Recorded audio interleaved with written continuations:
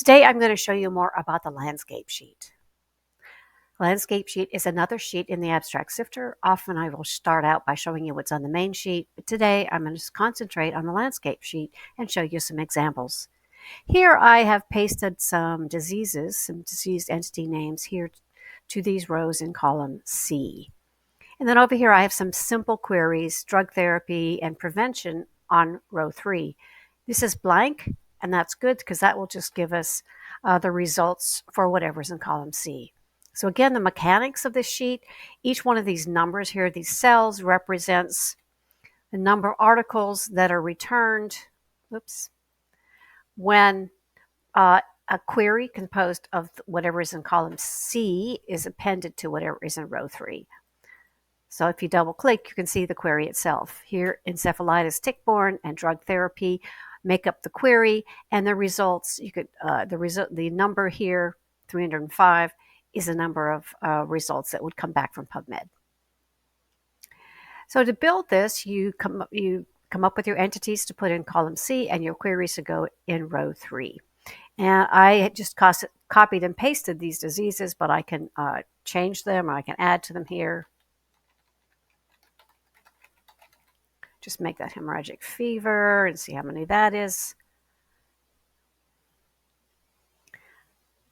And then maybe I want to put Lyme disease.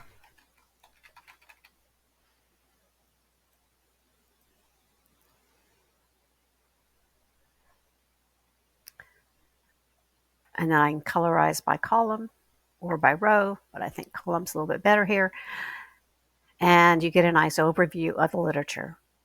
Again, you can go back and add things to this. Next, I'm going to show you a little more complicated example with a set of genes.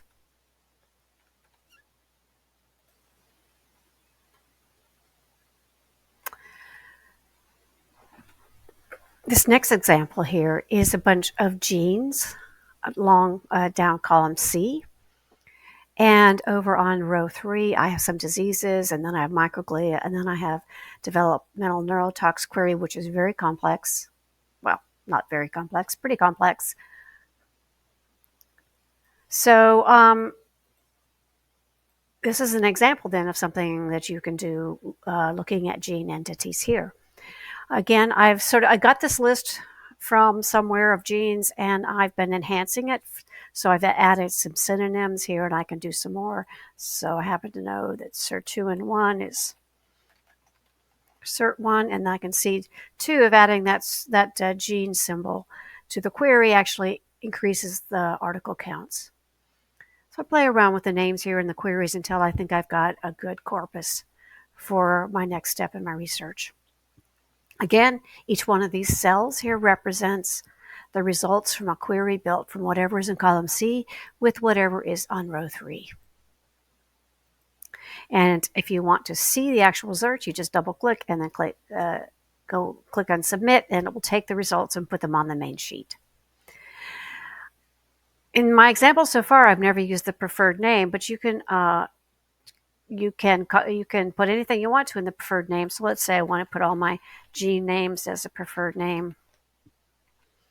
And then I don't know what this one is, E2 or something, and FKB.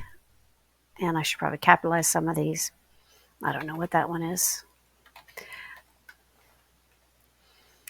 We'll see later how the preferred name can help you with some other things. And then you can also just add on here to, let's say I wanted to do interleukin 6 or 6. That's my query. The other thing you can do too is you can double click on your query here, and what this does is it takes this query and sends it straight to PubMed so you can check it.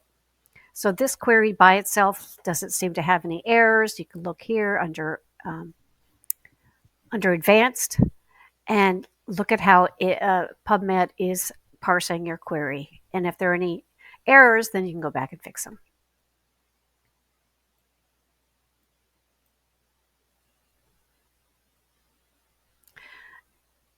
You can do the same thing with the queries up here on row 3. This one actually probably might even have an error in it, so we can go over here and see. I double-clicked on the query itself, and that's how the query is broken down and parsed out once it's sent to PubMed. Good thing to do. Learn as much as you can about how to run a query in PubMed. And you can heat map by row. Heat mapping by row really gives you a nice overview of where the literature is for your entity in column 3. Heat map by column lets you look, say, for Parkinson's disease, which of these genes has the most literature. And obviously it's alpha-synuclein. And for Alzheimer's, it's same thing, but for interleukin 6. For microglia, it's interleukin 6. And you can sort like that. Okay, that's it for today.